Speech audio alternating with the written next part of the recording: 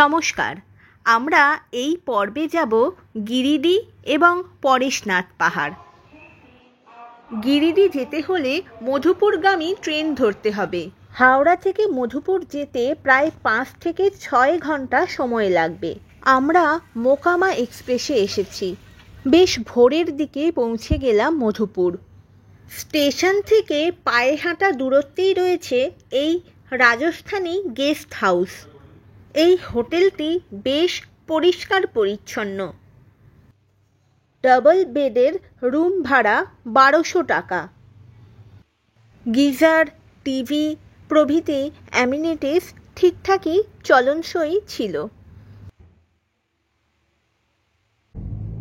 খানিকক্ষণ বিশ্রামের পর জলখাবার সেরে আমরা বেরিয়ে পড়লাম গিরিডি এবং পরেশনাথের উদ্দেশ্যে। আজ আমরা সবার প্রথমে যাব উশ্রী নদীর ঝর্ণা দেখতে। রবীন্দ্রনাথের লেখা সহজ পাঠের দ্বিতীয় ভাগে সেই গদ্যাংশটা মনে আছে তো? উশ্রী নদীর ঝর্ণা দেখতে যাব। দিনটা বড় বিশ্রী। শ্রাবণ মাসের বাদলা। উশ্রীতে বান নেমেছে। জলের স্রোত বড় দুরন্ত, অবিশ্রান্ত ছুটে চলেছে। গদ্যাংশটি মনে করতে করতে আমরা এসে পৌঁছেছি এই বরাকর নদীর তীরে। উশ্রী নদী হল বরাকর নদীর উপনদী, আবার বরাকর হল দামোদর নদের উপনদী, আবার দামোদর হল গঙ্গার উপনদী। অতএব এই বরাকর এবং উশ্রী নদীর জল মিশছে আমাদের গঙ্গাতেই। অবশেষে পৌঁছে গেলাম সেই বহু প্রতীক্ষিত উশ্রী নদীর ঝর্ণা দেখতে। যদিও দিনটা বিশ্রী নয়, দিনটা বেশ সুন্দর। আর আমরা এখানে এসেছি শীতকালে, শ্রাবণ মাসে নয়। জলের ধারা ভালোই বইছে। শীতকালীন আবহাওয়া বেশ ভালো, তাই স্থানীয় অনেকেই এখানে পিকনিক করতে এসেছে। উশ্রীতে খানিকক্ষণ সময় কাটিয়ে আমরা আবার বেরিয়ে পড়লাম। রাস্তার ধারে একটা হোটেল থেকে আমরা দুপুরের খাবার খেলাম। থালিতে ছিল আলু ভাজা, শাক, পাঁপড় ভাজা, ডাল, তরকারি এবং চিকেন কষা। দুপুরের খাবার সেরে আমরা চলেছি পরেশনাথের পথে।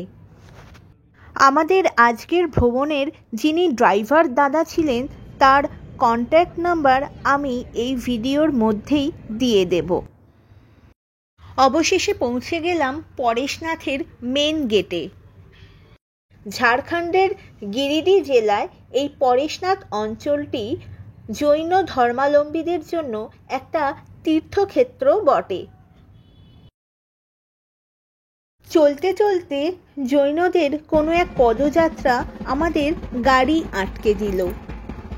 এই পদযাত্রায় দেখছি সকলেই প্রায় একই রঙের পোশাক পরিধান করেছে। মনে হয় কারোর বিয়ে অথবা বিবাহবার্ষিকী উদযাপন চলছে। ওনারা সম্ভবত রাজস্থান থেকে এই পরেশনাথের তীর্থযাত্রায় এসেছেন।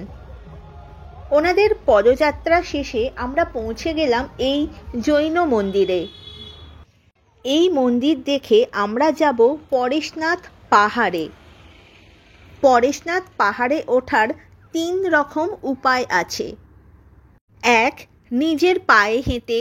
2, 4 জন মানুষ মিলে বয়ে নিয়ে যাওয়া ডুলিতে। এবং 3, বাইক রাইডারদের পিলিয়ন প্যাসেঞ্জার হয়ে। পাহাড়ের ঢালু রাস্তা দিয়ে এই বাইক যাত্রা একটু অ্যাডভেঞ্চারাস বটে, তবে এই যাত্রায় একটু সাবধানতা অবলম্বন করা দরকার। বেশ ভালো করে বাইকের হোল্ডার আঁকড়ে বসতে হবে। আমাদের হাতে সময় কম ছিল, তাই বাইক রাইডিংটাই বেছে নিয়েছিলাম। তবে সময় নিয়ে হেঁটে হেঁটে পরেশনাথ পাহাড় ঘুরে দেখাই শ্রেয়। পরেশনাথ পাহাড়ের মাঝামাঝি অবস্থিত এই মন্দির চত্বরটি ঘুরে দেখলাম। এখানে 23 জন জৈন তীর্থঙ্করের আলাদা আলাদা মন্দির রয়েছে। মার্বেল পাথরের কারুকার্য মণ্ডিত এই মন্দিরগুলো। পরেশনাথের অন্যান্য মন্দির এবং পাহাড়ের একদম শীর্ষে থাকা প্রধান মন্দির পায়ে হেঁটে ঘোরার জন্য অন্তত একটা গোটা দিন দরকার। হাতে সময় কম থাকার দরুন এই পাহাড়ের একদম উপরে প্রধান ও পুরনো মন্দিরটাতে যাওয়া হয়ে ওঠেনি। যথারীতি বাইকে করে নেমে গেলাম পাহাড়ের পাদদেশে। এখানে জানিয়ে রাখি, পরেশনাথ পর্বতে উঠতে গেলে প্রায় 9 থেকে 10 কিমি ওপরে উঠতে হবে। পরেশনাথের সমতল এলাকাতেও রয়েছে নানা রকম দোকানপাট, বাসস্থান এবং জৈন মন্দির। রয়েছে বিভিন্ন ধরনের জৈন আশ্রম। এখন আমরা পরেশনাথ এলাকাটি ছেড়ে বেরিয়ে আসছি। এই হলো পরেশনাথের প্রধান ফটক। পরেশনাথ এলাকাটি জৈনদের মধ্যে বিখ্যাত হওয়ার কারণ হল 24 জন জৈন তীর্থঙ্করের মধ্যে 20 জন তীর্থঙ্কর এখানেই নির্বাণ লাভ করেছেন। পরেশনাথ বরাকর নদীর তীরে অবস্থিত। নদী ও নদীর উপরে তৈরি এই সেতু দেখব বলে একটু দাঁড়িয়ে গেলাম। নদীর পাড়ে ওই দূরে দেখা যাচ্ছে একটা নবনির্মিত জৈন মন্দির। আমরা এখন ওই পথেই যাচ্ছি। মার্বেল পাথরের কারুকার্য মণ্ডিত এই মন্দিরটি ভারী সুন্দর দেখতে। এখন প্রায় সূর্যাস্তের সময়। পড়ন্ত রোদ এসে পড়েছে এই মার্বেল পাথরের দেওয়ালে।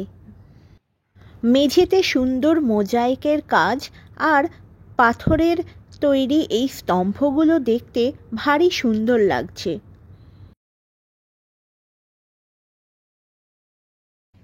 আমাদের আজকের ড্রাইভার দাদা বেশ ভালোই গাড়ি চালাচ্ছেন। ড্রাইভার দাদার ফোন নাম্বার আমি স্ক্রিনে দিয়ে দিলাম। আমাদের পরবর্তী গন্তব্য খান্ডোলি পাহাড় এবং খান্ডোলি ড্যাম। দিনের প্রায় শেষে আমরা এসে পৌঁছালাম এই খান্ডোলি হ্রদের কাছে। এখানে চাইলে বোটিং করা যায় অথবা স্পিড বোটে করেও ঘোরা যায়।